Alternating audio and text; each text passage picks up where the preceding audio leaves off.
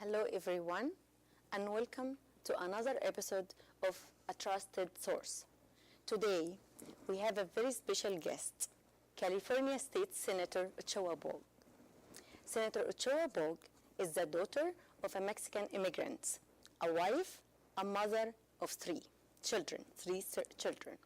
She is a graduate of the University of California, Santa Barbara. She taught the English language at the elementary school level. She has been a proud realtor for 20 years, helping others achieve the American dream. In November 2020, she was elected as a California State Senator for the 23rd District, which includes the Inland Empire, San Bernardino County, such as Rancho Cucamonga, Loma Linda, Redlands, and more, representing more than 1.2 million Californians. Welcome, Senator.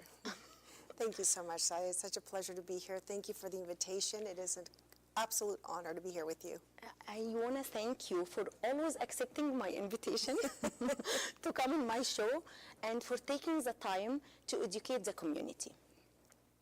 So, Senator, I know you drove a long distance to come here. Thank you so much. We really appreciate you. My pleasure. Thank and I really appreciate the fact that you are very proactive in truly trying to convey the importance of education, information on how the state works and how government works and how important that is for individuals like yourself, like myself, everyone here, that their voice is important when it comes to the legislative process of how we process and how we discuss and introduce bills. So thank you for being such a conduit of information and education to the Arabic community. Thank you. From a teacher to a realtor to a senator, can you please tell us what inspired you to become a senator? I think probably the underlying factor was the fact that I was very disappointed to see the way that our culture, our society, our state, and our nation is really evolving when it comes to governance and politics. And I was looking at the world as to what my children were inheriting. I raised children to be kind, hardworking, respectful, both for themselves, and to others, and to be kind, gracious, hardworking individuals, self-driven. And the world in which they're living right now, in the state of California, in the state of politics and governance, both locally at the state level and especially on the national level, was very disappointing to me. And I thought, I don't have any influence or any power or responsibility over anyone else's words or actions except for my own. And so I thought this would bring an opportunity where I could model what I had been able to accomplish in my own community, whether it's through local service organizations, our church, or on the school board through the realtors. I was on the board of realtors in our local association for realtors, and I thought, I can get along with everyone. I can talk about ideas. I can talk about policies and how to help the community in a way from a perspective of different demographics, different political parties. And I thought, why not take this opportunity and bring to the forefront what is possible in order to achieve the good of the order, the good for everyone, and hopefully plant seeds on doing better for especially our children. Correct. I believe it's not an easy choice to do that.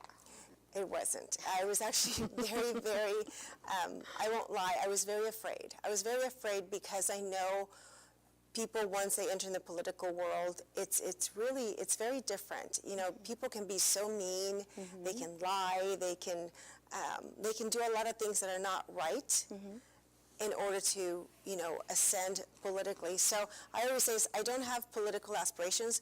I have a desire to serve and create policy that helps my communities and that helps Californians as a whole, and hopefully create a ripple effect of kindness and grace and a level of decorum that we should carry as elected, so that our children can have a better future tomorrow. Yeah, thank you. Thank you. So, Senator, Logos TV is the Coptic Church's channel in USA. The main reason of my voluntary show is to educate my community, who are all immigrants and need to learn more about the laws of our new country and how to be a good citizen by following the law. I know how much you love to educate people, and we can see that from all your town halls, your emails, your daily emails, your presence in the community. Can you please start, educate us how the government works in California? Absolutely.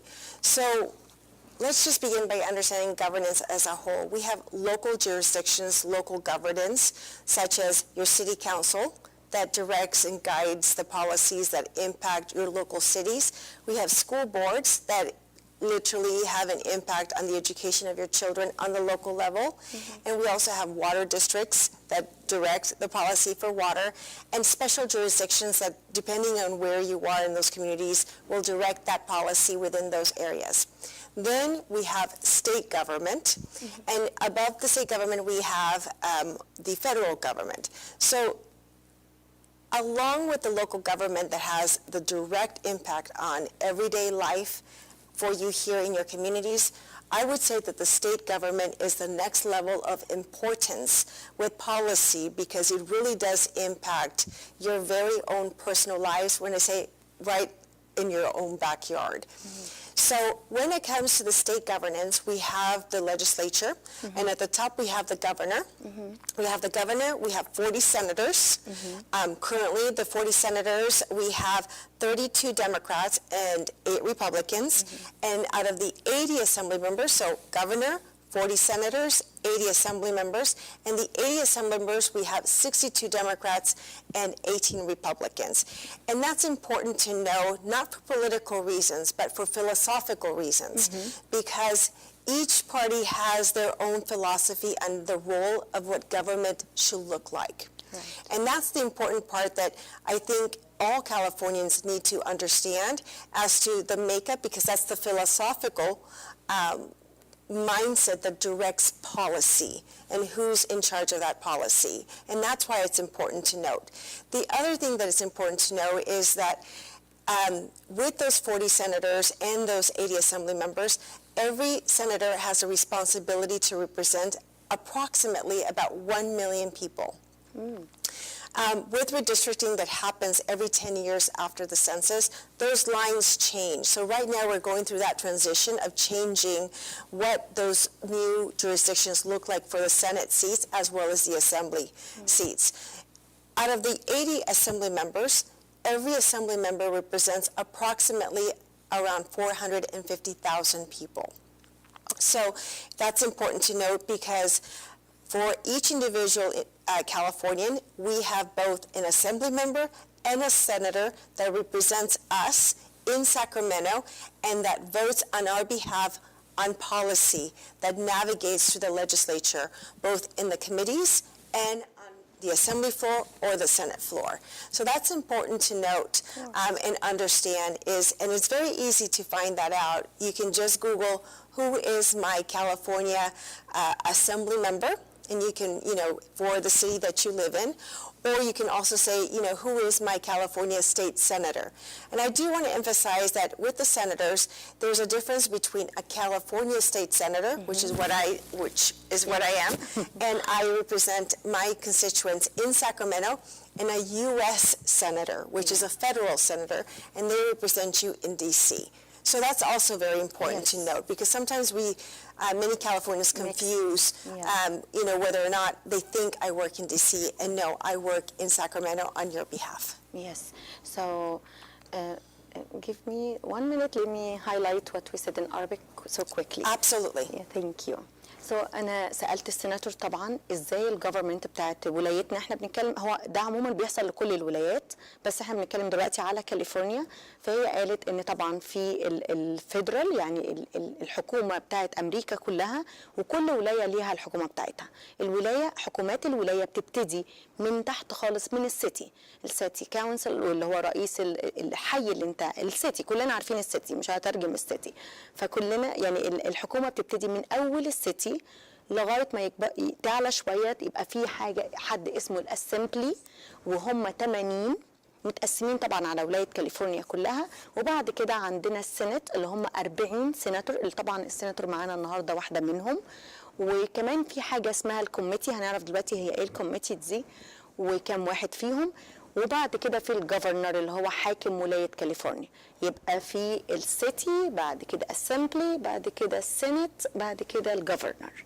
فلازم كل واحد فينا يعرف مين الاسمبلي بتاعه والسيناتور بتاع الولايه. احنا ما بنتكلمش على الفيدرال، بتكلم على ولايه كاليفورنيا، وهو ده اللي بيمثله وبيوصل صوته في الانتخابات وفي القوانين اللي بيطلعوا اللي بيعملوا عليها الفوتنج لحاكم ولايه كاليفورنيا. النهارده كل كلامنا عن ولايه كاليفورنيا. Okay, thank you, Senator. So, Senator, you said the committees. Like, how many committees do we have? So right now, because there's only 8 Republican senators, I'm a Republican. Out of 8 Republicans, we have a higher number of committees per elected. So right now I have about 10 committees. 1 or 2 are just on need base that we meet, and the rest are, about 7 of them are consistently meeting weekly once the committee session begins, which is at the end of February for some of them and at the beginning of March regularly. So what is the committee? Excellent question. So when it comes to the committees, when legislation is introduced into the legislature, for instance, in the Senate, so we always call it the House of Origin. So bills, legislation can be introduced, it starts first with an idea, right? And the ideas for a bill or legislation comes from individuals that are in different spaces that say, hey, this is a problem, this is what we need to fix, and they introduce an idea. They give it language, and then if you're in the assembly, it starts in the assembly. If you're a senator, it starts in the Senate, on the Senate floor. So once that idea has been introduced, it's given language, it goes to the Rules Committee, which I'm a member of the Rules Committee.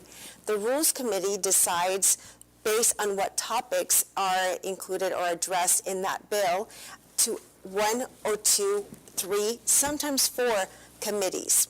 And in those committees, those bills are discussed. They are vetted, per se. So the committee members decide whether or not they ask questions about the bills, they discuss ideas of the bills, they give an opportunity for lead witnesses to come and testify both in support of the bill and in opposition of the bill. During the committee process, as the bill is being discussed, it also gives the opportunity for the public to call and give their opinion on the policy. They can say your name, where you're from, what organization you represent, and whether you support or oppose that bill. So this is where the public comes in and can have a sway on how that bill is viewed in committee. But most importantly, it's also an opportunity for the public to write, email, or call the committee members to let them know that they're supporting or opposing that particular bill, as well as letting their local legislator know that they're in support or in opposition of that bill. So that's why committees are so important. So through that process of the committee, going through 1 committee, 2 or 3 or 4, it also allows for the ability to have that bill be amended. So the chair or some of the committee members can request the author of that bill or the sponsor of the bill to say, we want this added or changed in the bill. So the bill changes through those committees. If it passes through those committees, those amendments are made through those committees. And those amendments come many a times based on either what the chair would like to see within that policy, or it comes from the feedback, strong feedback of the public or interest groups giving information about that particular bill. So that's why the committee process is very important for the public to kind of be aware of what those policies are that they're being discussed, because it gives the opportunity for the public to say, hey, now is my time to let them know I support or oppose these committees. So as they go through the process of those committees, those bills are amended, changed, and passed, if they pass, and move forward before they head over to the Senate floor, which is where the 40 senators then have an opportunity to all hear a little bit about the bill and vote on the bill. So when is the time for public to vote or to express their opinion about the bill? When the bill is still in the committee, or when it goes to Senate floor? When we have to share our voices about the bill? When? In what stage? Excellent question. So your opportunity to express your opinion on policy can be at all of these stages of the bill as it moves forward. You, as a matter of fact, I highly encourage, especially if you are passionate about a certain piece of policy, it's important for you to engage with every single committee and letting them know, I support or oppose. Write, email, call, or even visit the legislator, your own legislator in your city, in your district, or travel to Sacramento to meet as a group that you're representing, individuals, and ask to meet with the legislators on that committee. Yes. So everybody that is within that committee, you can have an opportunity to meet with all of those legislators, request meetings with those offices of those legislators to say, hey, we're here to express our concern about the bill, and this is why, X, Y, and Z, and you let them know. Oh, so you can do that with every single committee that you have. You can also do that with your own local assembly member and senator. You can write them, but of course, the presence in person is always most powerful. Yes, so is it okay to come and say, I want to meet my senators? Absolutely. So, okay. Absolutely. I know you do. I do. I come to you. It's one of the reasons why we've had town halls in my district this year. I think we're now on number 35, 36, and by the end of the year, I think we're going to have completed 38 town halls in our city. And that is an opportunity that I believe is important as a senator to give my constituents an opportunity to meet me if they haven't met me, to hear why I support policy, why I oppose policy, what my view of government is, and also give an opportunity to hold me accountable to my constituents. They can ask me why I voted for a policy in support or in opposition, and gives me an opportunity to explain why I do what I do. And if they can't make it to the town halls, they can always call my office and ask, I'm curious, why did the senator vote in support or in opposition of a certain bill, or why did they abstain? And that's another important point that I do want to make, because sometimes people don't understand that as legislators, when it comes to voting on policy, we have three options. We can support a piece of policy, we can oppose a piece of policy, or we can abstain on public policy. So that means that we do not take a vote. One way or another, we do not vote. And many a times, it varies, because no policy is black and white. Many of the policies that are introduced have well-intended means by which they want to fix an issue, but it's not always ideal. There's pros and there are cons. And we as legislators have to use our own agency and our own discernment to decide, do the pros outweigh the cons or not?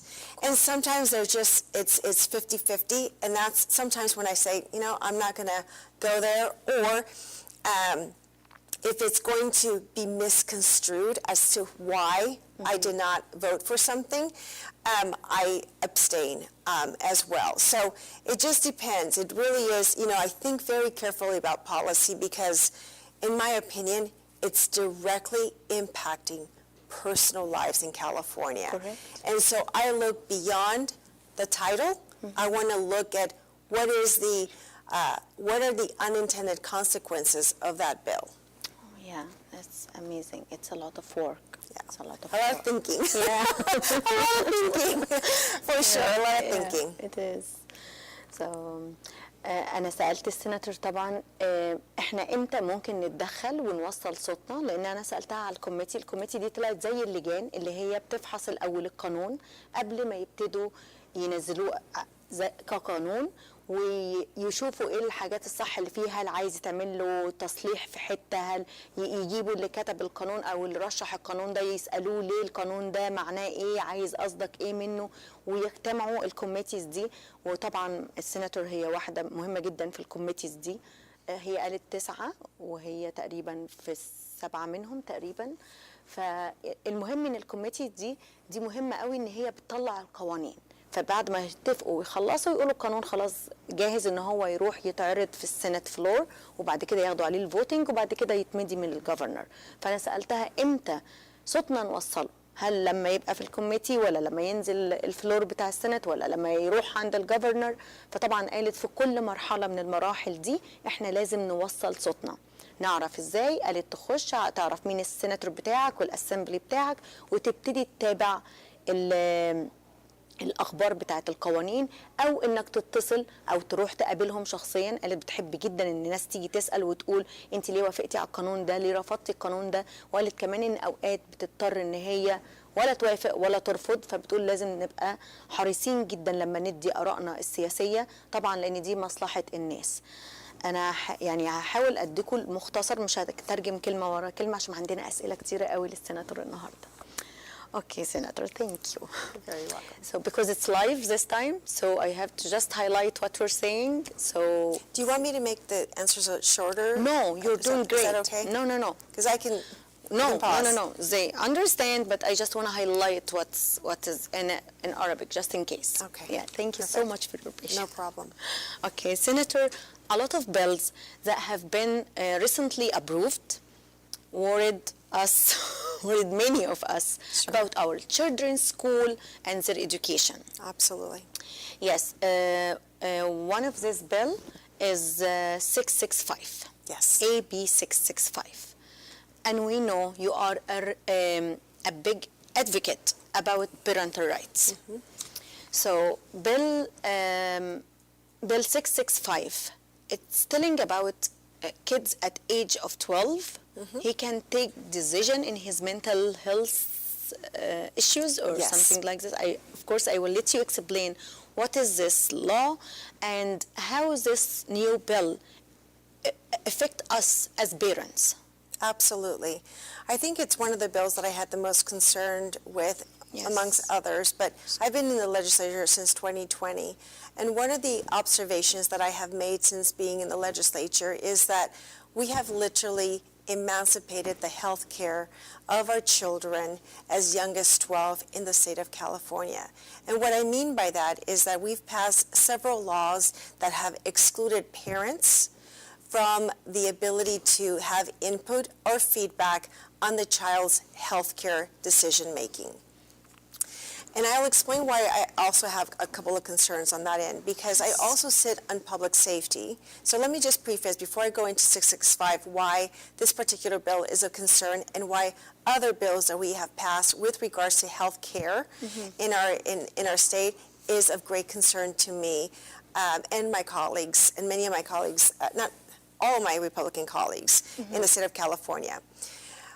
So I am also the vice chair of public safety, and I sit in public safety. And one of the data, the research that they use to guide public policy when it comes to public safety, as well as to address criminal justice reform policy, is the fact that they believe that the frontal lobe of the brain is not fully developed in individuals until the age of 26. So they use that understanding to say, well, any minor, anyone under the age of 26 who commits a crime mm-hmm. should not be held, basically perpetually held responsible for those actions for the rest of their life. Is that a law? So under the age of 26, they should not be responsible for crimes that they commit for the rest of their lives, because in reality, their brains, their frontal lobe of their brains was not fully mature when they made those decisions. So they believe that they should be given grace, basically, right? So this is already a law? That's the research, that's the data and the understanding that they use to literally guide new law and reassess already established law. Okay. So this is why they're using that understanding, that science data, to say, well, we need to relook at what sentencing was given to this particular individual because they were a minor, they were under the age of 26. So yes, that is actually what they use. Exactly. So basically, they're basically stating that you can't be fully responsible for your actions and your decisions if you're under the age of 26. That's the underlying understanding. Okay. However, where I see the disconnect is that when it comes to health care decisions, the laws that we've passed since being elected in 2020 have been literally allowing many of our youth as young as 12 to make health care decisions when we know that the data says, well, they're not fully developed in their frontal lobe. How can they actually make those decisions if their frontal lobe is not fully developed, right? Yes. So on one end, on public safety, they're saying you're not responsible because your brain is not fully developed. And on the other side, in education and healthcare, they're saying students are old enough, mature enough, developed enough, as young as 12, to make lifelong, permanent health decisions. It's a big conflict. Big conflict, exactly. And I have actually expressed that on the Senate floor. As colleagues, we can't have it both ways. Is there the ability to make those decisions, or is there not the ability or the maturity to be able to do that? And in my opinion, what I also fall back on is the fact that California, the U.S., and much parts of the world, we have parents or guardians in charge of minors. That's anyone under the age of 18, right? 17 and under. We, as adults, are responsible for their well-being. But in the state of California, many of these policies are removing that parental control or that parental feedback, or the caretakers from being able to have those conversations or make those decisions with or alongside that child. AB 665 is a prime example of that particular notion. For instance, AB 665 actually alters and changes code that allows or puts up to par, along with private insurance, now Medi-Cal recipients are now, or children as young as 12 under the Medi-Cal coverage, can now consent to mental health services and shelter services by the state without the feedback or the input or the knowledge of their parents. Yes. So they can say, I need help, or I'm unsafe at home, and therefore I need to, be taken away. And so the state literally has the ability to have control over those children and take them without parental feedback, knowledge, or consent. And the most troublesome part of this, of AB 665, in my personal humble opinion, is the fact that it removes the need or the requirement that the child displays self-harm or harm to others. And it also removes the requirement that the child proves, or not proves, but states that there's incest or abuse at home, which makes it unsafe for them to be at home. So it removes all of that and just says a child says, I need help, I'm not safe at home, and of course the counselor or the psychologist can say, okay, what's going on? And if they think, that there is, the child is not safe or not accepted, or it's just not comfortable at home, for any reason, they can remove that child. And of course, it leaves those counselors, it leaves the state literally in power of your child. And that's why I had very strong concerns about those children, because say they do have mental behavioral health issues. Is that child going to be cognizant enough or mature enough or have the ability to have the perception of reality accurate? 12 years old. 12, as young as 12. Yeah. So that's one of the most troublesome bills that I saw And that you was wrote passed this a year. letter, you wrote I did. a letter to the governor, and I saw I did. that. I wrote a letter to the governor. And the other thing that I wanted to highlight and take an opportunity to highlight at this point is the fact that in the past 2 years, we've also passed laws that, one, prohibited the health plans from informing the health plan holders, so you, me, Dad, or whoever is the caretaker of the family who has the health plan, from informing those health plan holders about any medical services, medications that your child as young as 12 is receiving. So combine all of that together, right? So you as a parent are not allowed to be informed by your health care. So aside from the potential fraud that can happen, because how are you going to not prove but verify that those services or those medications were actually given to your family members? There's no way that you can verify that. Of course. And so, right? And things can be billed to your health insurance and you would have absolutely no idea.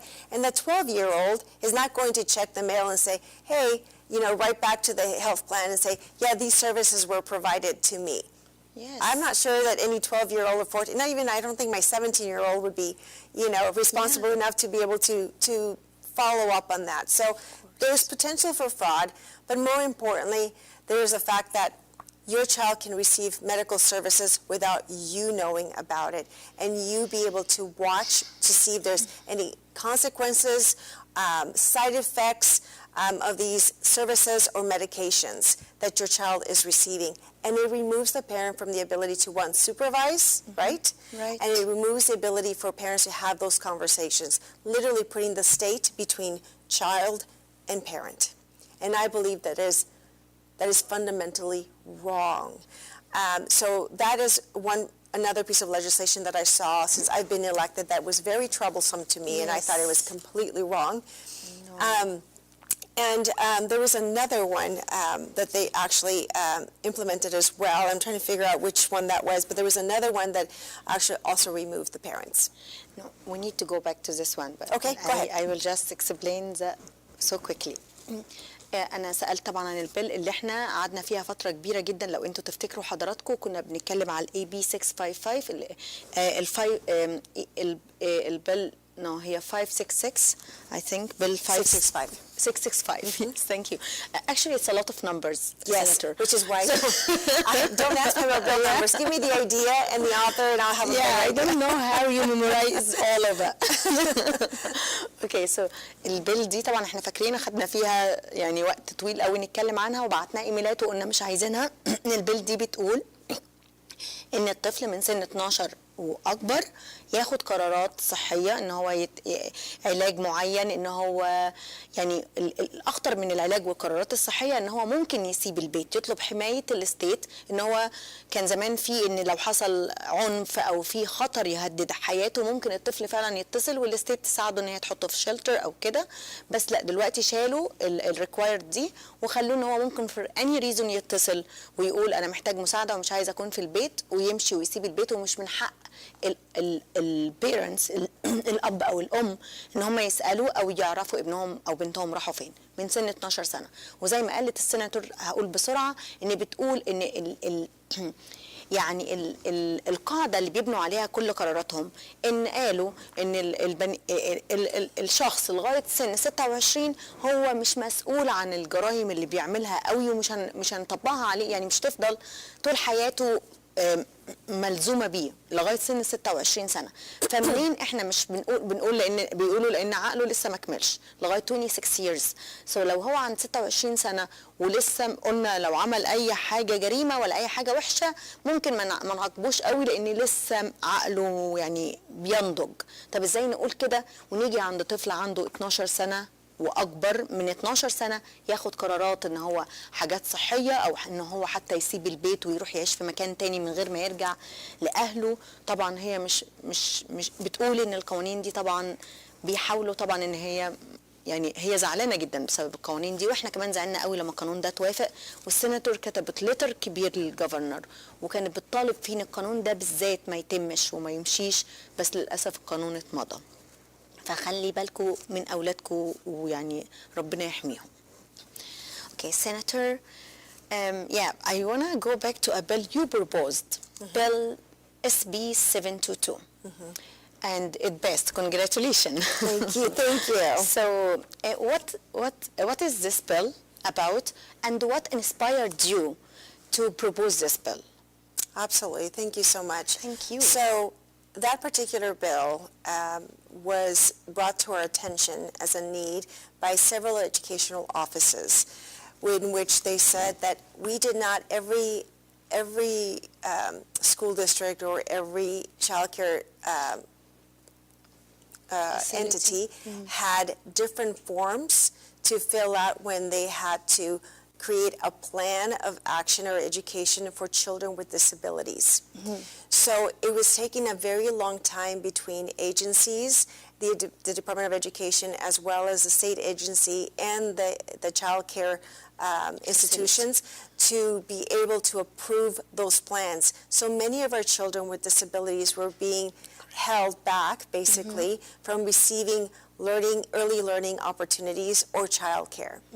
So this bill would actually create a template, a standard template that can be used by any institution that is providing early childcare or childcare or learning opportunities for these children, to use one standard template that can be submitted to the state for approval, and those children can actually begin their learning experiences early on, rather than waiting for the delay of going back and forth with the different templates from different institutions and agencies. So it's streamlined. It creates one process by which everybody can fill out the same form. It's a template. And once those educational institutions submit this template with the parents, with the plan of action, these children can start receiving that education. And that's a special bill for me because many of our students with disabilities in our state are really struggling to find opportunities to be included within the general educational opportunities that we have in our state. And so anything that I can do to help facilitate inclusionary practices and expedite our children with disabilities' ability to be a part of the classroom, be part of their community, with their fellow peers, I think it's important for all of us to focus. Oh, thank you. This is a great bill, actually. Yeah, and it saves a lot of time for parents to put their kids with disability in schools and child care. Thank you, Senator, about this bill. We really appreciate it. And congratulations, it passed, and thank God. Yes. Yes. So, في bill السيناتور قدمتها، والبيل دي عبارة عن بتقول لما بيبقى في أطفال عندهم disability كانوا بياخدوا وقت طويل جدا على ما يتقبلوا في المدرسة أو في التشايلد كير أو الحاجات دي. فالسيناتور عملت فورم وانس ما إنها تتمضي إن أنت ما ينفع، يعني البيرنتس اللي عندهم أطفال عندهم disability دول ما يستنوش لسه لما يرجعوا يروحوا باك اند فورس يعني ياخدوا القرارات والكلام دوت. يعملوا ايه؟ يستنوا البيل دي اللي هي الاس بي 722 ياخدوا يملوا الابلكيشن واولادهم هيتقبلوا على طول اللي عندهم disability، وبعدين يبقوا بقى ايه يردوا عليهم. فالبيل دي طبعا السيناتور هي اللي كتبتها وتوافق عليها وهتبتدي من اول السنه. Okay, we have a lot of bills. I start get confused about numbers. So, yeah, this bill is AB 223. This bill is really it's so confusing. This bill states that if a minor under 18 changes their name and gender, this information shall be kept confidential. What does that mean? And confidential from whom? Perfect. Yeah. So great. This is one of the bills that I actually was was supportive of it because it included the parents. Oh, good. So this particular bill did include the parents, and what it I did. thought it's confidential from parents. I was Exactly. like, what? So what the bill does is when a child, along with the parents, decide to change their name or their gender identity officially on their records, they have to go through the court process. Yes. And so what it does is it protects the identity, as with any minor, and I'm very supportive with any minor keeping their records confidential under the age of 18. That's just a rule that we have in our state and in the country, actually. With any child under the age of 18, to keep those records confidential from being exposed, except for access by the child or the parents or their attorney.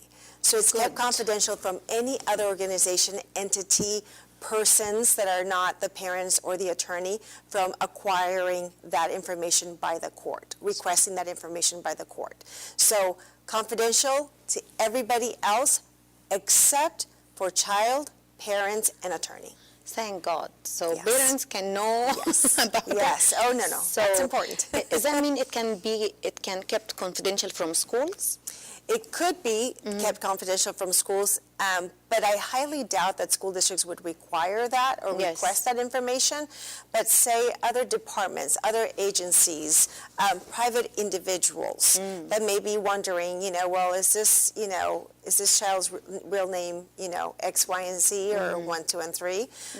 And are they really a boy or a girl? Athletic departments, sports. That kind of, those kind of, that's, so anybody outside of parents, attorney, and child cannot have access to those courts to verify whether or not, a child's gender is, whatever they're stating. Unless parents know, I'm so happy with it. Yes, and same here, that poses other issues on other areas on, how to verify on that end, but for me, child's information should be private from anyone. I don't want my child's information to be shared or to be requested by any other entity other than whom I deem should have it. Correct. So البيل الجديدة دي اللي اتمضت اللي سألت عليها السيناتور دلوقتي بتقول إن لو الطفل غير اسمه اللي هي البيل 223 لو طفل أو يعني هو أي حد تحت سن ال 18 لو غير اسمه أو نوعه من ذكر لأنثى من أنثى لذكر بتبقى الحاجات دي معلومات دي confidential بأمر المحكمة ومحدش بيعرف عنها غير نشكر ربنا إن هم هيعرفوا البيرنتس والمحامي والطفل. يعني مفيش أي منظمة تانية ممكن تسأل والولد ده ولد ولا بنت، بس المهم اللي يهمنا إحنا إن الأهل هيعرفوا. يعني لما تغير اسمك أو يعني لما الطفل أقل من 18 يغير اسمه أو نوعه من حق الأهل إن هم يعرفوا، ده بأمر المحكمة. لكن أي حد تاني يعني مثلا في السبورت بتاع المدرسة في المدرسة أي منظمة تانية مش من حقها تسأل هو غير اسمه ولا نوعه. المهم إن الأهل يعرفوا، ده اللي يهمنا من كل ده. Senator, another bill I want to discuss is AB 659, which was signed into law in October 13th, I believe, and it will start from January 1st, 2024. The HPV vaccine will be required for all 8th grader. We all know schools require this vaccine already. So what does this bill change? Okay, so this particular bill actually had many changes as it went through committees. It just went back and forth. People were just going back and forth on it. One of the concerns that I originally had with this particular bill was the fact that I did not want the state to mandate another required vaccine for our students. And I think that's important for parents to note, that I find it very dangerous when the state comes in and says, we need to have, and my daughter will probably, challenge me on this one. She's a public health major at school. Oh. But I have a hardship with the state coming in and directing, what vaccines we are giving our children without giving the appropriate leeway for parents to say, this is not something that I want for my child. There's no need for my child to have this, and have that feedback, right? So originally, the intent of the bill was to mandate that all our students, and I believe as young as eighth grade, was going to be mandated to receive the HPV, or sixth grade. Sixth graders were supposed to receive the HPV vaccine, and I was not supportive of that measure. There was a lot of feedback from the public, a lot of opposition to this particular bill. So it eventually changed various times, but ultimately what the bill does is that it requires that our students, along with parents, receive information about the HPV vaccine. Okay. And so ultimately that's what the bill is doing, is giving this information to both students and parents, not just the students, because that was also something that the bill was considering at first, or when it was going through the process, was, well, we'll give the information then to the students. Yeah. Well, that doesn't allow for conversations between parent and child, or caregiver and the child, to talk about, well, let's see the consequences or the side effects of this vaccine, and is there really a need for you to take this particular vaccine at this time, at this place? That's a very young.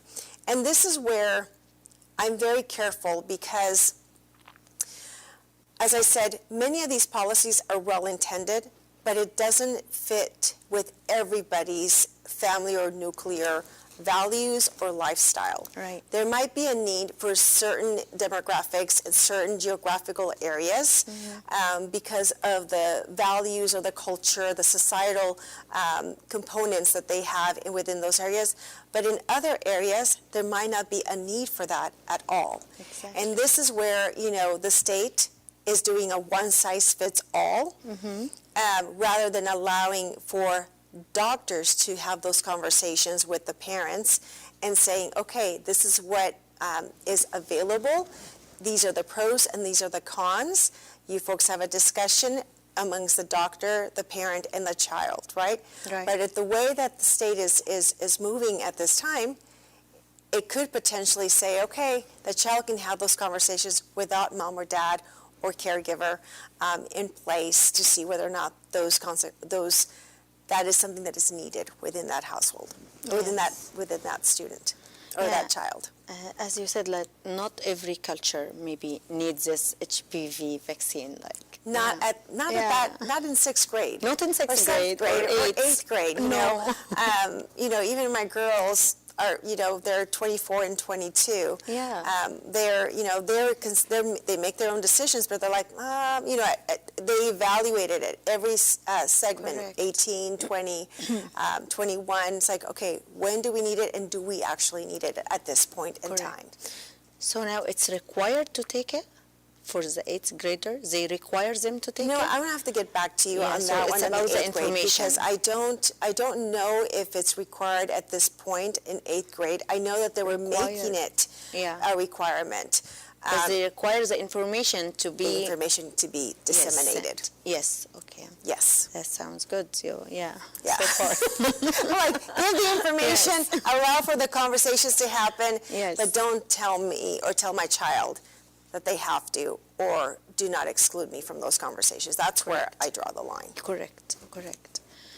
البيل اللي اتكلمنا عنها هي عن الفاكسين بتاع ال HPV، ودي فاكسين بياخدوها الأطفال في تقريبا في الايتس جريدر، وبيقولوا ان هي هتبقى ريكوايرد دلوقتي علشان لازم الاطفال ياخدوها. وطبعا زي ما قالت سيناتور مش كل كوميونتي، وحسب من يعني حسب العادات بتاعتنا، لان الفاكسين دي احنا يعني عارفين هي بتخص الكانسر، يعني بيجي من حاجات معينه، فمش كل الناس بتبقى محتاجاها، ومش كل الاطفال، وخصوصا في سن الايتس يعني اللي هو الايتس جريدر دول مش محتاجين الفاكسين. بس بتقول يعني يا رب ما تبقاش فعلا ريكوايرد. انا عارفه ان احنا كلنا بنروح المدرسه بيقولوا لنا ريكواير وبناخدها وبنديها لعيالنا، بس هي المفروض اوبشنال، وانت تختار موافق تديها ولا ما تديهاش لابنك أو بنتك. احنا معانا we have a phone calls like can we take one of them? Oh, absolutely. I'm all yours. Thank you. I'm all yours. Okay, we have Valentina on the line with us, right? Hi, yes. Hi, Valentina. Hi, I just wanted to say thank you for a great show. Oh, thank and you. I have a question, of course, I have a question for the Senator. Yes. So you hear a lot of different bills due to all the different committees you're in. What are differences that you see in the process while discussing different bills?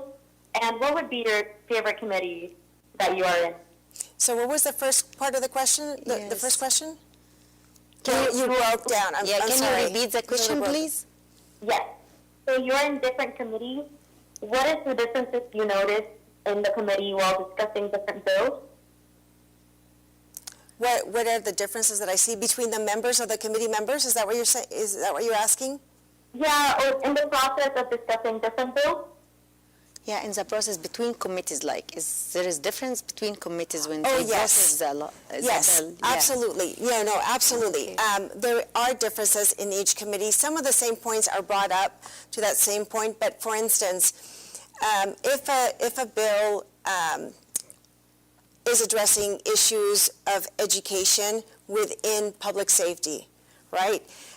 During the Education Committee, we will focus, during the education, from here.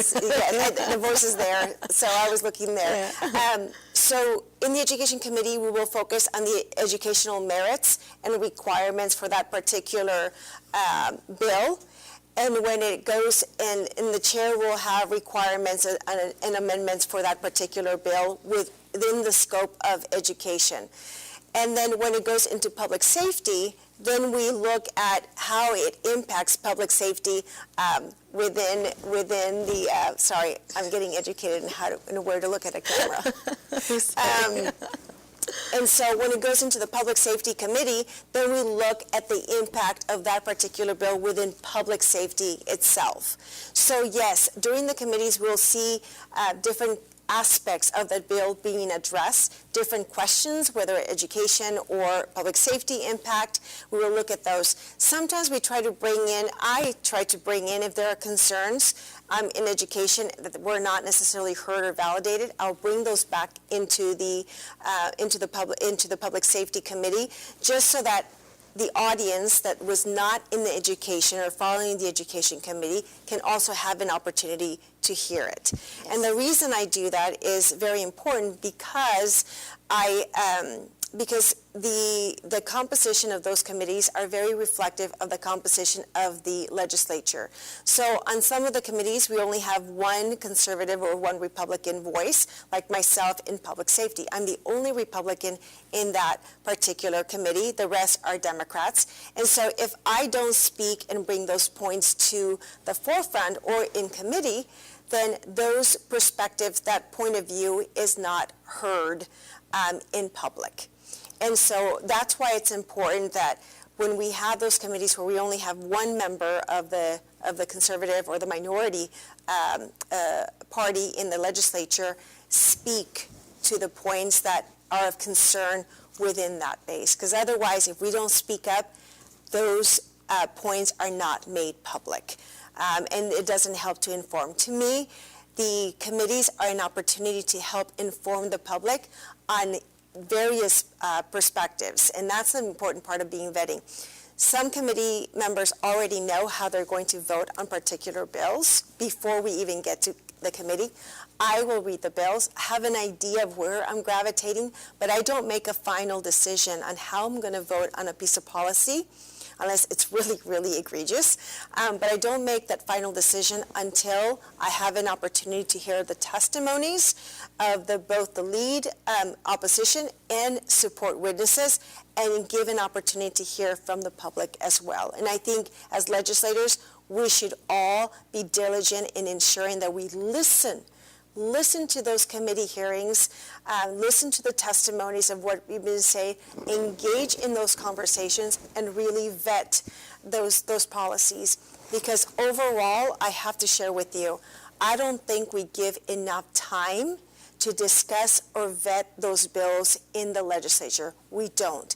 If you look at and you follow any of these committees, they go pretty quick on many of these bills, unless they're very contentious bills. But we go When, through them really Senator? quick. When? We don't know even when this laws became a laws, and I so know, which is fast. why it's important to inform and have these discussions, and why I'm so grateful that you're making these Thank shows you. on Thank informing you.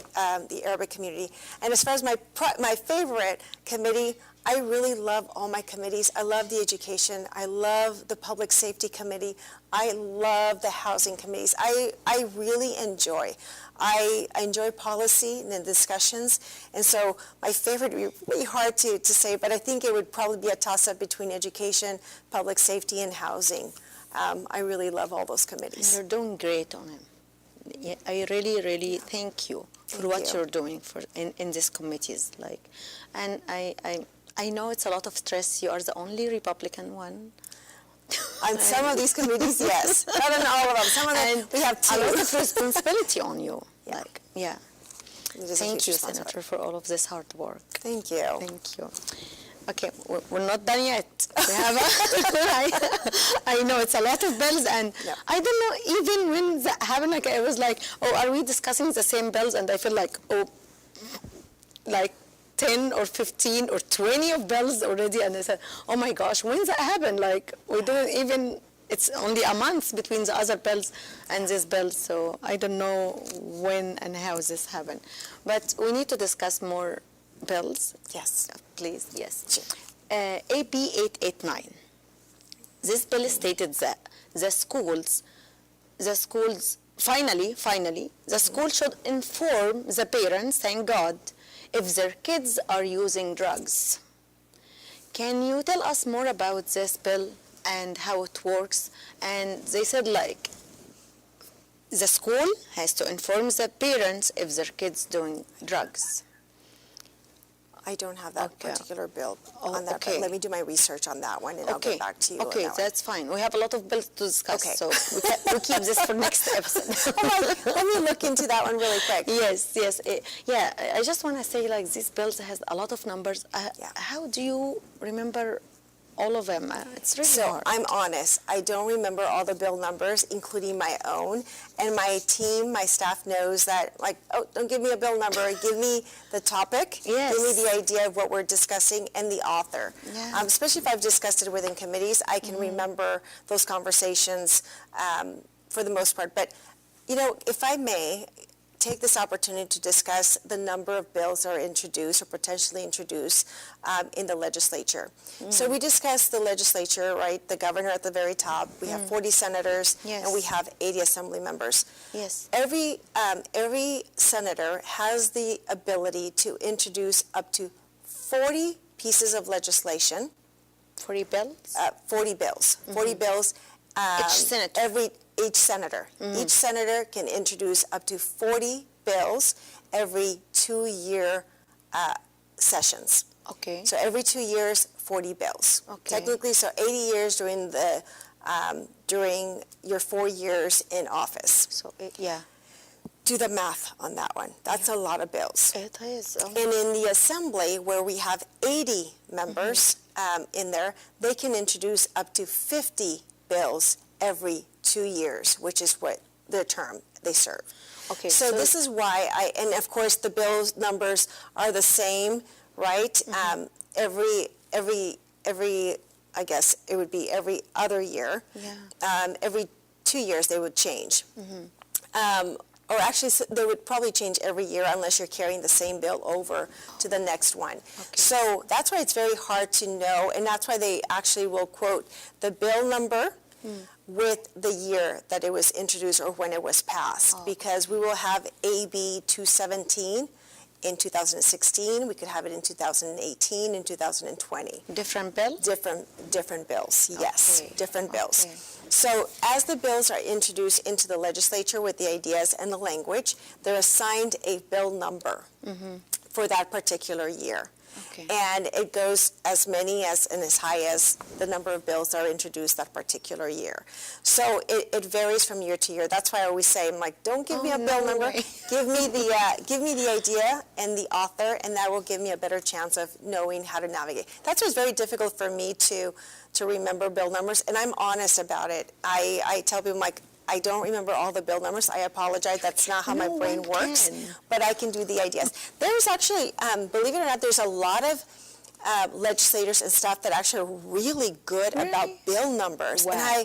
And I'm always so impressed by the work. I have team members, staff that in the past and current that can actually remember all of these bill numbers. And I'm just blown away of how they can process that information. Yeah. My brain is not wired that way, and it's probably because I was not in policy prior to. Yeah. So it doesn't work for me in that way, but I do love the process. But you're doing great. Which is discussing the ideas, and that's the most important, discussing the ideas on what works and doesn't work about policy. And I really want to encourage the audience to ensure that we do start discussing, because what do we hear most often?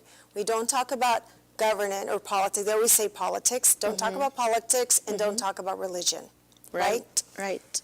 But what happens to our youth who doesn't get to hear those conversations at the table amongst family members, amongst friends, when we don't model the way of how we discuss ideas and bills and legislations? We can have those conversations, and we should take the lead to ensure that the next generation has the ability to converse about ideas. Not necessarily vilification of authors or who's carrying it, what party is doing what necessarily, but talking about the importance of these ideas, these bills, and how they will impact your personal life, your personal relationships, and your quality of life moving forward. Because that's what bills, that's what legislation does for Californians, what it does for any citizen that lives in the United States. That's why policy is so important. That's why having these discussions is so important, and understanding the process is so important. I always encourage our youth to be engaged, to reach out to our youth, to include our youth in all of our discussions about policy as to why and how they may or may not reflect our own values at home. Thank you.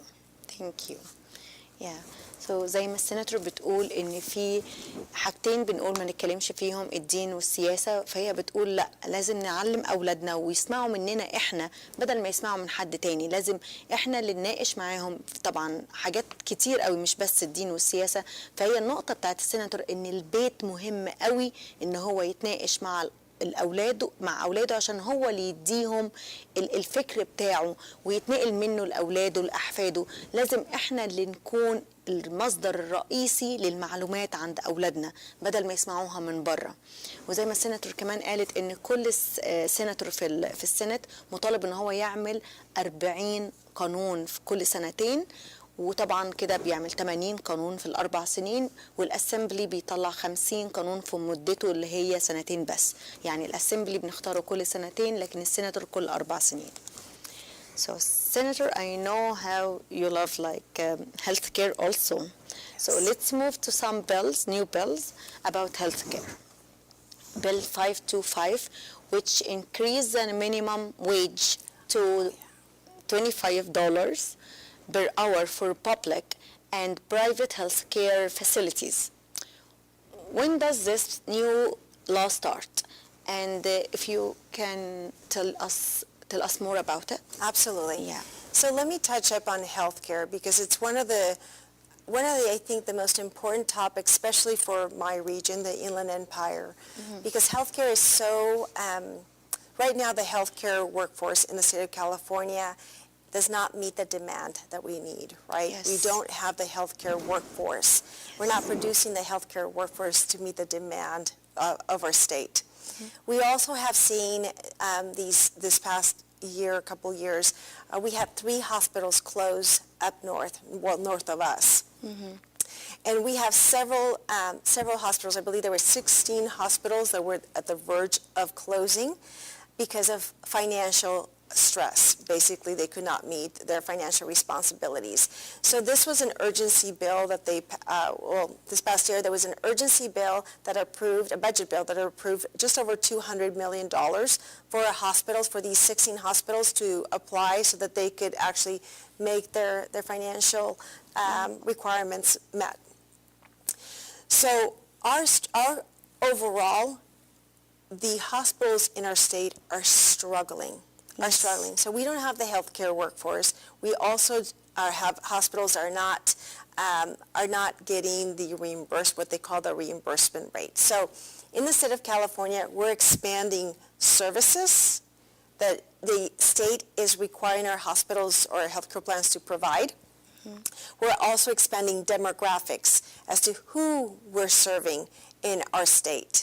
Yes. However, the state has not updated its reimbursement rates for our subsidized healthcare patients or Californians in, I believe it's 2 decades. So right now, most hospitals with the healthcare, the reimbursement rates that they receive for the patients that they're serving, they're probably getting between 70 and 73 cents out of $1. Oh. So they're working in the negative. Many of our hospitals in my area, especially my area that I've spoken to, they're being subsidized by hospitals and healthcare outside of our state, helping California stay afloat. Now think about that. Our hospitals are not getting paid what they need in order to provide the services to the patients. Okay. Several years ago, the state also required that our hospitals update or upgrade their infrastructure, their hospitals, to meet seismic standards in the state of California because we're earthquake bound. Noble, well-intended, it's a good thing. However, the state is not giving them the funds to be able to do these upgrades, right? So the state is saying, okay, we need you to upgrade, you need to upgrade. We're telling them they have to expand services and expand the demographics that they're serving, but we're not giving them the full reimbursement rate that they should be receiving in order to provide these services. So these hospitals, you know, many of them depend on private fundraising, which some hospitals do. They have foundations that allows them to raise the monies to meet the needs of their hospitals. But other than that, if they don't have a good, or they're not in an area where there's good fundraising or foundations that can help them raise the funds, those hospitals are in the pickle, especially when they serve, the majority of the population that they serve are the subsidized health care patients or Californians, especially in our rural areas. So those hospitals are at the peak of just barely surviving, barely always working in the negative. So now the state comes in and says, and then this past year decides that because of the cost of living, because of which, by the way, the cost of living is impacted by policy. And that can be a show for a different time. Yes, we need one for that. Yeah, we need just one 2 for that hours. particular, for that particular. But the point that I'm trying to say is that, yes, the cost of living in California is very expensive. Yes. But that is a direct result of policy that we have passed in the ramifications that it has on other industries in California. So not only did we require the infrastructure for seismic upgrades, but then we also require them now this year to pay a minimum wage, an increase of minimum wage. Now, there's a difference between having a state minimum wage and a federal minimum wage. And I do believe that the state minimum wage should be reflective of the geographical area that it is being paid in. For instance, the minimum wage in San Francisco cannot be the same as the minimum wage in the Inland Empire or LA or San Diego or the rural areas. Correct. It should be reflective of the area that they're in, right? I'm supportive of that concept. But I'm very leery and very concerned, and I was actually very, very concerned this past year when the legislature, our local government, decided to tell an industry, this is what you're going to pay as a minimum wage. Yeah. So we did that in healthcare this particular year, and we also did it to the fast food industry as well. So we did it on both ends. But the biggest concerns, and the concerns that we should be discussing as Californian is it fair, is it right that the legislature California legislature is telling the healthcare industry, this is what you need to do. Seismic upgrades, noble, great. This is what you're going to pay. This is the services and the demographics that you're going to expand to. And this is what you're going to pay, and not give them the funds to be able to do so. How can they do that? Exactly the point. How do we expect our hospitals to be able to meet all of those needs without being fully compensated for the work? And not just that, but how it actually hinders our doctors, our healthcare workforce, to be able to stay within the most needed and underrepresented areas to be able to do the work, to meet the needs, the healthcare needs of those constituents. It's unfair and, in my opinion, absolutely wrong. If we expect them to do something, then the legislators should say, we're going to give you the funding to be able to do this. And they're not doing that right now. And those are the realities that we put various industries in the state of California in quite a pickle when we interject in many of their decision makings without meeting that financially. It's commonly known as unfunded mandates. Yes, and this is really weird. And we're all suffering from it. We're going to see less doctors staying in our area, especially in my district, and the impact that that's going to have on the quality of health care in the state. We should all be extremely concerned. And it's not. To me, it's more of a Band-Aid than a fix, and that's the problem. It's not addressing the issue at the root of the problem. Correct. Because even if we protect just our healthcare workforces or the fast food workers, well, what about the seniors on fixed income, those retired individuals on fixed income? They're not automatically getting a price increase. Yes. Our entry-level wage workers, where does this put our high school students who need to have that work experience? Yeah. And what does that do? If we're trying to fix a livable wage, and I have a lot of conversations with my colleagues and with constituents as to, well, what is a livable wage? Because if you increase, say, our fuel, our gas, right? Yes. That has an impact, a ripple effect into every aspect in our lives, because everything in California is transported. Our food, the materials that we use to build our houses, everything that we use gets, is transported in some way or uses fuel in some way. Yes. For those constituents that live in LA or that actually work in LA but can't afford housing in LA, they have to move to places like the Inland Empire where housing is much more affordable. But that cost of that fuel increases, right? Right. Fast food, we increase their wages, mandated that they increase their well, what happens to our entry-level, our workers, our high school kids? What happens to the food, right, that they're selling? It increases. Yeah. How does that impact our seniors on fixed income? How does that impact our members of our communities that have disabilities and are living on Social Security? They're impacted by that cost of living, and everything increases. So that's why that's not how we fix the economy. That's not how we fix inflation. But it sounds really good on paper, right? It sounds really good when we support and so forth. So this is something that I want people to think about, that when we look at policy, when we look at legislation, we have to look and ask ourselves, what is the problem that we're trying to fix? Correct. Right? What is that problem that we're trying to fix? And is this bill going to fix that problem? Or is it going to be just a Band-Aid? Because I want people to look at that problem, and then I want you to think a little deeper and peel that onion one level and say, well, what caused that problem? Yes. And then I want you to peel that onion a little bit more and go, well, what caused that particular problem? Root. And go all the way down, peel that onion all the way down to find what the root cause of that problem is. Yes. And then that way we can say, well, does this legislation actually fix that problem, the root of the problem, or is it another Band-Aid, right? Band-Aid legislation, what I call warm fuzzy, because it makes us feel good. It makes our constituents think that we're working on their behalf, but are we really fixing the issue at hand? And that's what we have to have those conversations. Well, what are we trying to fix? And is this really fixing it, or is it just making us feel warm and fuzzy and saying, hey, we did this for you.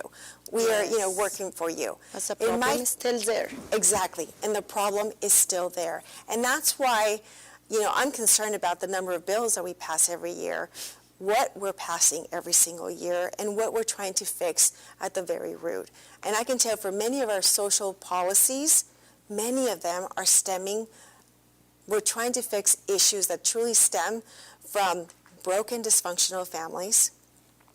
We're trying to fix issues at the core when we don't have a truly educated populace, like they can't read, they're not doing basic math, yes. and their opportunities are very limited when it comes to economic opportunities. So our educational system has to be more robust in the state of California.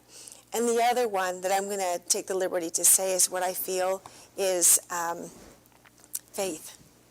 Yes. Faith and the role that plays in the lives of our children. Yeah. Sorry. I see a lot of broken spirits. I see a lot of issues that the California legislature is trying to fix.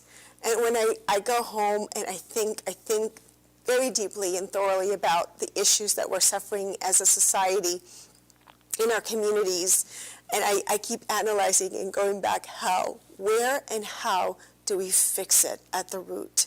Because government is not going to fix many of the issues. They're not. We don't have the capacity. Yes. We don't have the means by which to do it.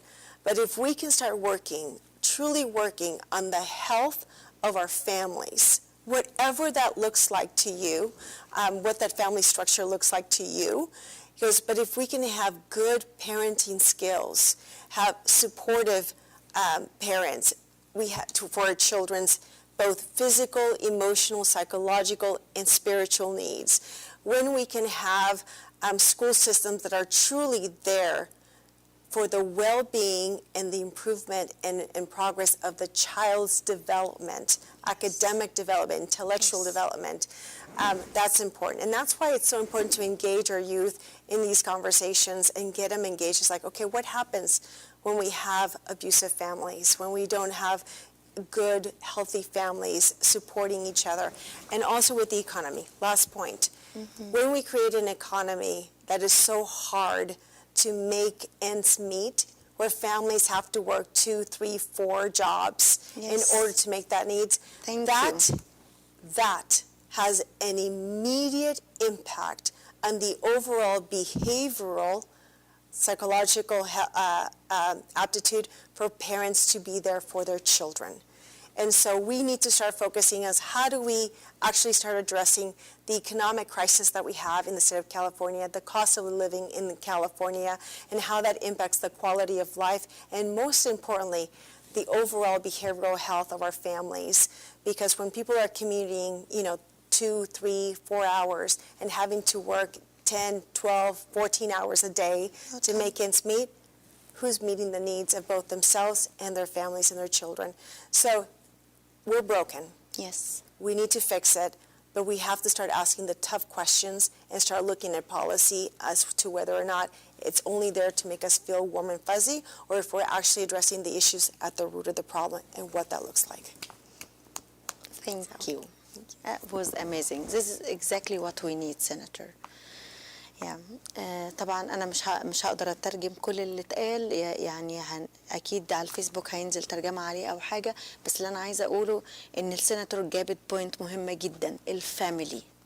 طبعا اتكلمنا ان في زياده هتبقى في الاجور بتاعه الهيلث لو انت شغال في هيلث كير، يعني اي حاجه تخص الصحه، بس يعني هسيبكم انتوا ترجعوا للكلام ده تاني. بس النقطه اللي انا عايزه الحق اقولها ومهمه جدا، ان هي بتقول الاسر اللي اتكسرت، ده اللي احنا بتقول نفسها ان القوانين تبتدي تصلح الاسر اللي اتكسرت، مش تزود الانفكاك الاسري وتخليهم مشغولين ان هم يشتغلوا 4 5 شغلانات عشان يدفعوا اللي عليهم ويقدروا يعيشوا في الغلا اللي احنا فيه في كاليفورنيا طبعا.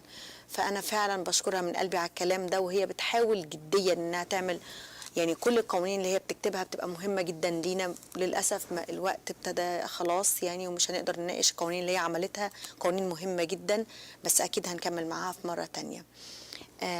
Senator, I really have a lot of stuff to discuss, but we run out of the time. But I wanna speak about this before we finish our episode today.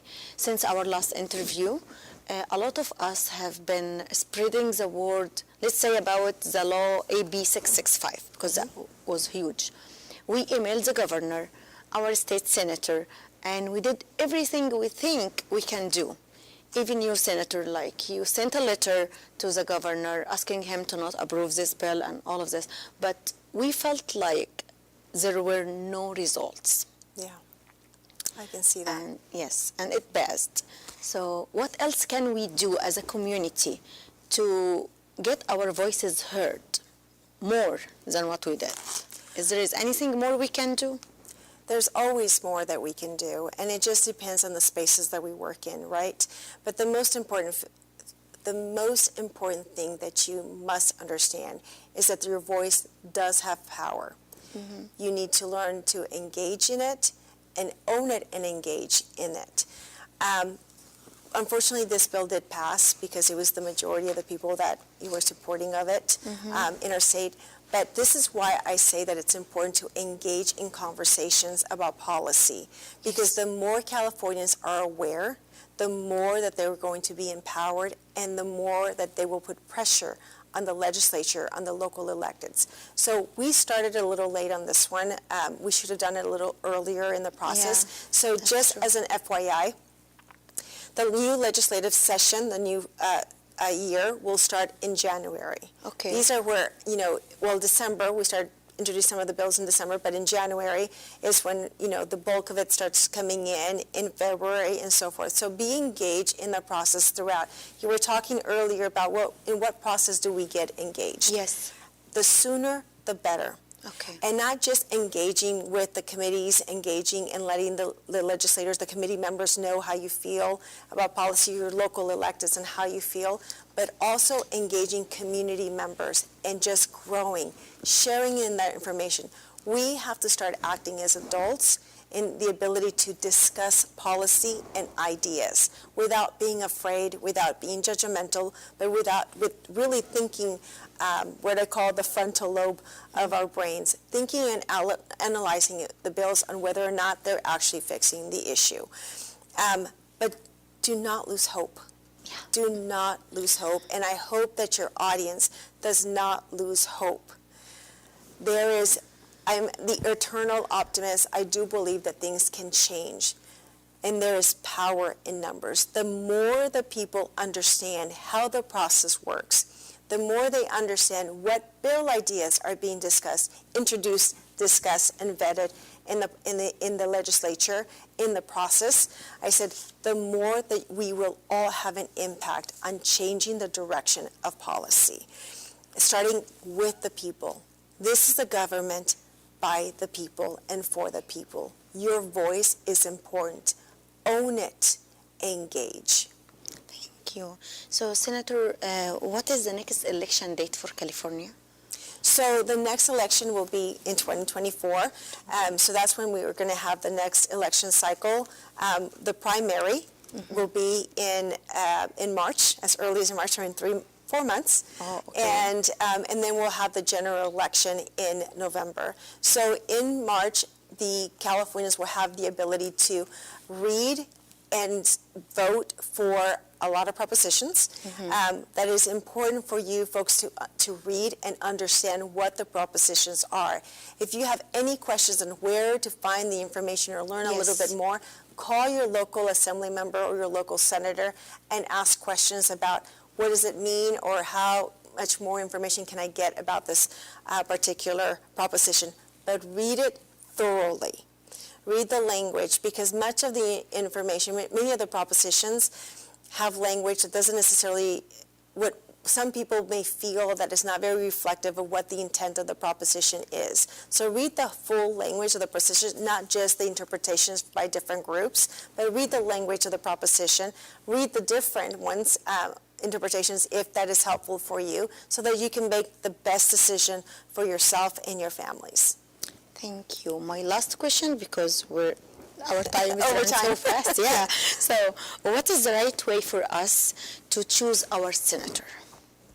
The best way to choose your senator? Yes. That's a great question. How can we know? How can we know about our senator? How can we choose our senator?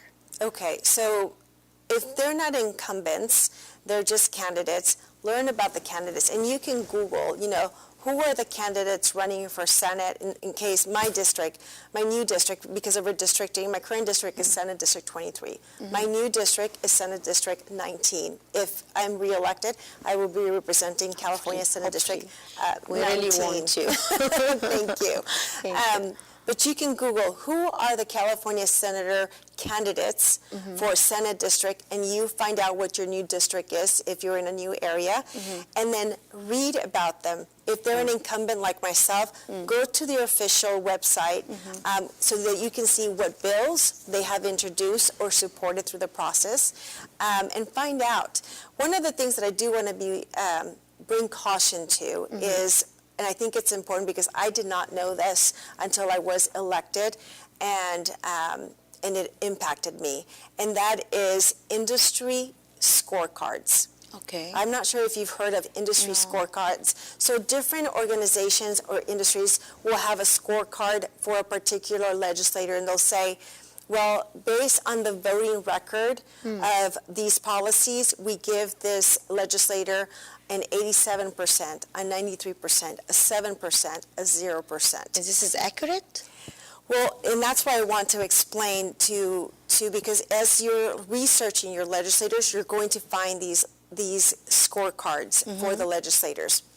But what I have learned is that the scorecards are only applied to a certain number of votes of bills that these legislators voted on. It's not all of the votes that they voted on within that space, but only several, and it depends on how many they are. But it's usually the most contentious bills, the more difficult bills, and they give you a scorecard based on those particular bills, not all of your votes within that field. Smart. So it's not very reflective about, in my opinion, about how that legislator voted within that space. I know that the one that was a biggest concern for me was when it came to the education. And the California teachers, have a scorecard. And I'm very pro-education. I'm very pro-public education as well, because I do believe that it's our responsibility. Yeah. But I also believe that parents have to have the opportunity to have choice in their child's education, because not every school district or every school has the means to be able to provide that. So that's important for me. So when I looked at my scorecard, and I saw my grade as a teacher, I said, what? That cannot be right. So I did call them, and I said, you know what, this is not reflective of my whole voting process. And that's where I learned that the scorecards were not reflective of all your votes within that space, but only the most difficult or contentious was within that particular vote. So do learn about your local electeds. Look your current, if you have an incumbent, learn about them, learn about their values, learn about their priorities, learn about the legislation that they carry. That you can do that through the official government website.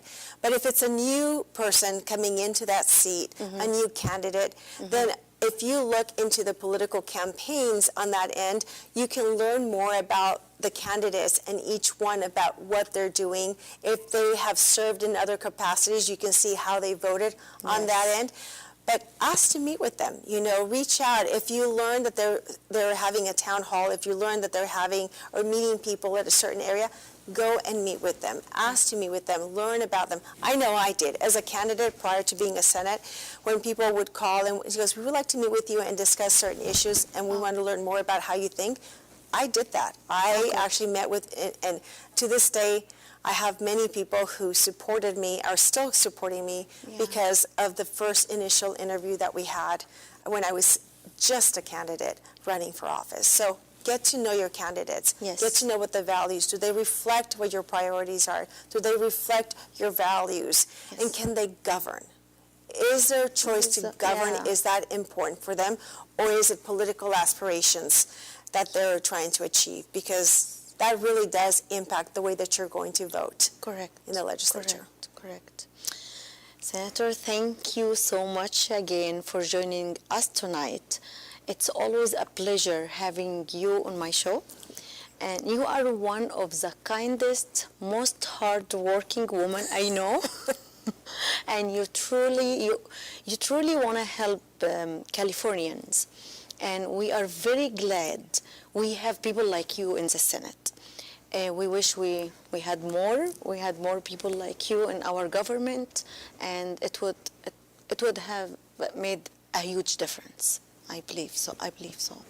So thank you for being such an inspiring to me personally and many more, and many others.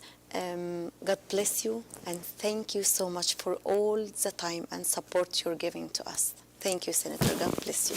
Thank you, Dahlia, and thank you for the invitation to be here. I cannot be more grateful for the opportunity to come and help inform the Arabic community, and thank you to the Arabic community for being here today and for listening, for giving us your time, which is precious and very limited and the most precious thing that you can have in this world. So thank you for being here with us, and thank you. If there's anything that we can do for you, let us know. We always love to have you here, Senator. We always love to hear from you. Thank you.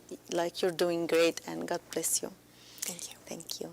شكرا أعزائي المشاهدين. الحلقة كانت مليانة قوانين، وكان عندنا قوانين تانية نقولها بس الوقت جري بسرعة، ويعني أتمنى تكون حلقة مفيدة توصلنا تبقى حلقة ربط بيننا وبين الحكومة بتاعتنا. لازم نتعلم زي ما السيناتور قالت، ولازم نوصل للسيناتور بتاعنا ونعرف قبل ما نختار، وبتقول الانتخابات قربت لازم نعرف اللي احنا هنختاره ده مين وعمل ايه، ووافق على انهي قانون ورفض انهي قانون. ما نختارش بالاسم ولا نعلم وخلاص، لان زي ما قالت السيناتور الصوت الواحد بيفرق. شكرا. كنا معاكم النهارده وحلقه جديده من برنامج مصدر ثقه، وانتظرونا قريبا في حلقه تانية، وحلقه اكيد هتكون مفيده تانية عن قوانين جديده تانية. شكرا، واذكرونا في صلواتكم. مع السلامه.